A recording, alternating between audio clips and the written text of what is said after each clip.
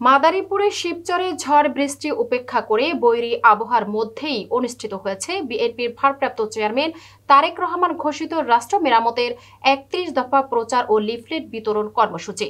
বঙ্গ টিভির staff reporter Nazmul হোসাইনের তথ্যচিত্রে থাকছে বিস্তারিত। শনিবার সকাল থেকে বিকাল পর্যন্ত এ কর্মসূচি পরিচালনা করেন মাদারীপুর জেলা বিএনপির সাবেক সহসভাপতি, শিবচর উপজেলা বিএনপির সাবেক আহ্বায়ক ও নবগঠিত জেলা বিএনপির সদস্য এবং মাদারীপুর ১ আসনের ধানের শীষের মনোনয়ন প্রত্যাশী কামাল জামাল মোল্লা। এদিন উপজেলার ১৮টি ইউনিয়ন ও পৌরসভায় একযোগে এই লিফলেট বিতরণ কর্মসূচি পরিচালিত হয়। কামাল জামাল মোল্লার নেতৃত্বে স্থানীয় বিএনপি ও সহযোগী সংগঠনের নেতাকর্মীরা পথচারী, ভ্যান চালক, দোকানদার, ব্যবসায়ী ও সাধারণ মানুষের হাতে হাতে তারেক রহমানের ৩১ দফার লিফলেট পৌঁছে দেন। একই সঙ্গে জনগণের কাছে ধানের শীষে ভোট দেওয়ার আহ্বান জানান তারা।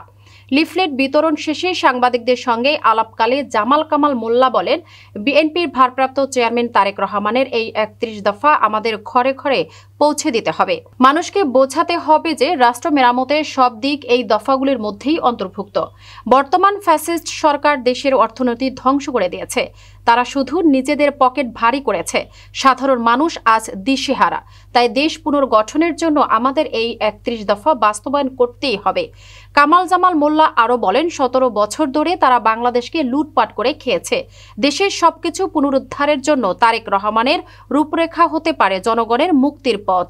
লিফলেট বিতরণ কর্মসূচিতে আরও উপস্থিত ছিলেন উপজেলা বিএনপি যুগ্ম আহ্বায়ক শাহজাহান মোল্লা, সদস্য মাহবুব মাতবর, নবগঠিত পৌর বিএনপির সদস্য সচিব আজমল হোসেন খান সেলিম, তাজউদ্দিন মোল্লা, পৌর বিএনপির সদস্য মোস্তফা মোল্লা সহ বিএনপি ও সহযোগী সংগঠনের অন্যান্য নেতৃবৃন্দ।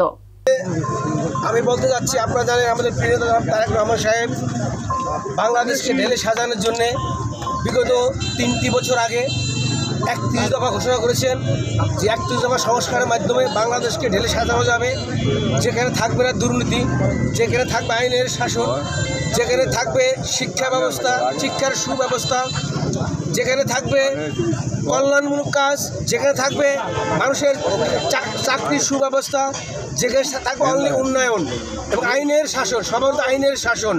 বাংলাদেশে আপনারা জানেন বিগত ফ্যাসিস্ট সরকার শেখ হাসিনা আইনের শাসনকে তুলে নিয়েছে। বাংলাদেশের অর্থ লুটপাট করে বাংলাদেশের ব্যাংক বিমা সব খালি করে ফেলেছিল। বাংলাদেশ আইনের শাসন ছিল না, গুম খুন করে মিথ্যা মামলা দিয়ে কোর্ট কাছারিকে এক দলের শাসনে পরিণত করেছিল। ইনশাল্লাহ তারেক রহমান সাহেব তাই ৩১ দফা বাস্তবায়ন করে বাংলাদেশকে আল্লাহর রহমতে ফেব্রুয়ারির নির্বাচনে ধানের শীষ নিয়ে ক্ষমতায় এসে বাংলাদেশকে ঢেলে সাজে নতুন বাংলাদেশ উপহার দেবে। এই বলে আপনাদেরকে ধন্যবাদ জানাচ্ছি। সকলকে ভালো থাকুন। খোদা হাফেজ।